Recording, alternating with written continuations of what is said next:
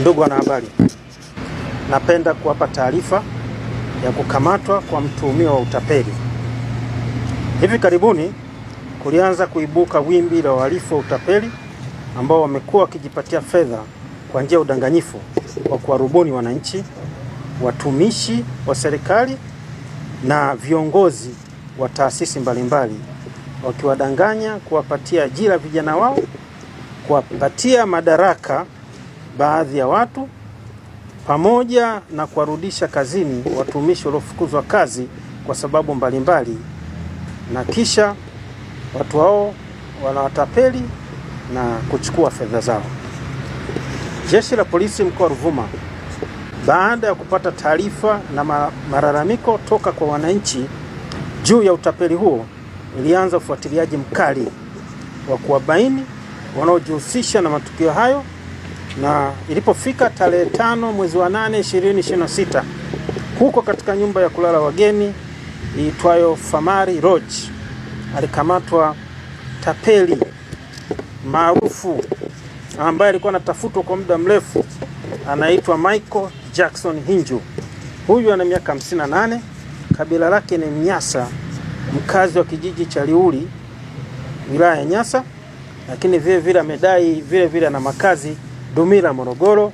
na vile amedai kwamba ana makazi Isesia mkoani Mbeya, ambaye alikuwa akisumbua muda mrefu kwa kuwaraghai watu, akijifanya ni afisa sheria tume ya maadili ya viongozi wa serikali. Vile kuna wakati alikuwa akijitambulisha kama kamishna wa jeshi la polisi toka makao makuu ya polisi Dodoma,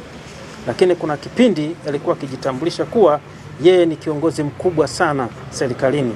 huku akiwatapeli watu mbalimbali ndani na nje ya mkoa wa Ruvuma, wakiwemo watumishi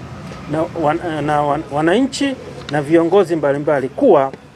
atawasaidia kuwapatia nyadhifa mbalimbali za uteuzi serikalini kama vile udasi, ukuu wa wilaya na ukurugenzi, huku wengine akiwaragai kuwaingiza watoto wao katika ajira za jeshi la polisi, jeshi la wananchi Tanzania, idara ya usalama wa uhamiaji, idara ya usalama wa taifa, na wengine alikuwa akiwatapeli kuwa watawarejesha kazini wale waliofukuzwa kazi kwa utovu wa nidhamu. Hivyo aliwachukulia fedha pasipo kutekeleza ahadi alizokuwa anatoa kwa watu hao, huku baadhi yao akiwatoa fedha shilingi milioni 6, wengine milioni 2, wengine milioni 1, na kwa askari polisi alikuwa akichukua 300 na 100. Mtuhumiwa baada ya kukamatwa alikutwa akiwa na nyaraka mbalimbali za vyeti vya elimu, alikutwa akiwa na CV mbalimbali za watu mbalimbali aliowatapeli kwa nyakati tofauti, na baada ya kufanya upekuzi wa kielektroniki, mtuhumiwa huyo alikutwa akiwa na miamala ya fedha iliyoingizwa na watu wengi sana aliowatapeli. Baada ya upelelezi, mtuhumiwa huyu amebaini kuwa alikuwa ni askari polisi, police constable namba D7510, na aliachishwa kazi, alifukuzwa kazi kwa fedha mwaka 2000 akiwa huko Morogoro, na toka wakati huo amekuwa akiwatapeli watumishi wa jeshi la polisi, idara ya usalama wa taifa, idara za serikali, watu binafsi, na kwa sasa timu ya makachero wanaendelea na ufuatiliaji wa kubaini mtandao wote waliokuwa wakishirikiana nao kufanya utapeli. Ndugu waandishi wa habari, tukio la pili ni tukio la mauaji. Tarehe 30 mwezi wa 8 2026, majira ya saa 12 asubuhi, huko katika kijiji cha Langandondo, kata Litembo, wilaya ya Mbinga, mwanaume aliyefahamika kwa jina la Enoch Samuel Komba, huyu ni Matengo, miaka yake ni 40, mkazi wa kijiji cha Langandondo, alimshambulia mke wake Maria Silvanus Komba Matengo, miaka 32, na mama mkwe wake Astera Rafael Mapunda Matengo, miaka 69, kwa kuwapiga na kitu kizito na butu kichwani na kupelekea kupasuka kwa mafuvu yao na kusababisha vifo vyote vya mama na binti yake. Chanzo cha tukio hili ni baada ya tukio kutokea kwa ugomvi baina ya wanaondoa hao waliopelekea mama wa binti huyo kuingilia kwa nia ya kusaidia na kupatanisha ugomvi huo, ndipo mtumiwa alipochukua maamuzi ya kuchukua jembe na kuwashambulia kwa kuwapiga kichwani mwao na kusababisha vifo vyao. Aidha, baada ya kutokea kwa tukio hilo, wananchi wenye hasira kali walimsaka na kumkamata mtuhumiwa huyo na walijichukulia sheria mkononi kwa kumshambulia, kwa kumpiga na kumchoma moto maeneo mbalimbali ya mwili wake, ambapo mtuhumiwa huyo amelazwa katika hospitali ya Mission Tembo na kwa matibabu na hali yake sio nzuri. Miili ya marehemu imehifadhiwa, uchunguzi wa daktari ilihifadhiwa katika hospitali na uchunguzi wa daktari umekamilika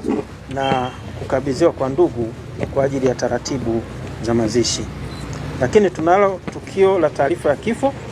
mnamo tarehe 31 mwezi wa 7 2026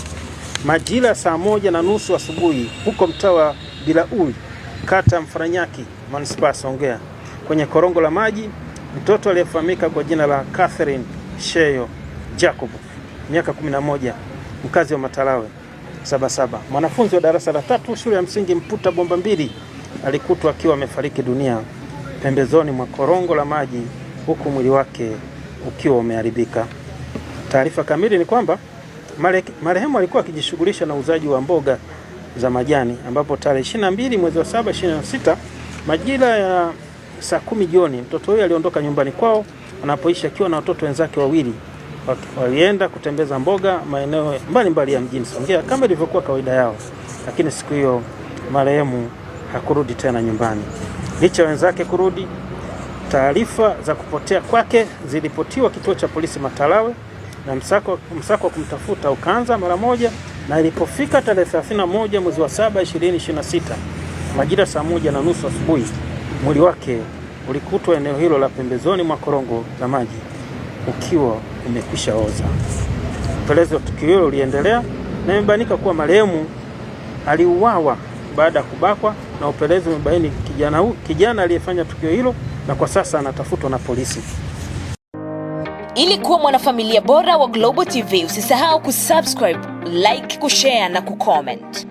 Baada ya kusubscribe, bonyeza alama ya kengele ili kupata taarifa kwa kila video inayopanda Global TV Online.